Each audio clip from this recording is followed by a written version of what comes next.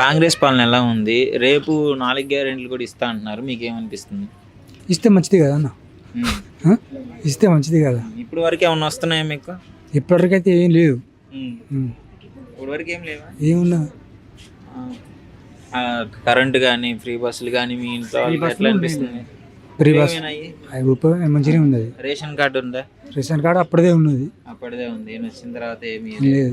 Indira mill, Rythu Bharosa, ఆత్మీయ భరోసా, మహిళలకి 2000 something ఇస్తా అన్నాడు కదా, అది ఇవన్నీ అందుతున్నాయా? ఏవో అందట్లే కదా అన్న ఇప్పుడు. ఓకే.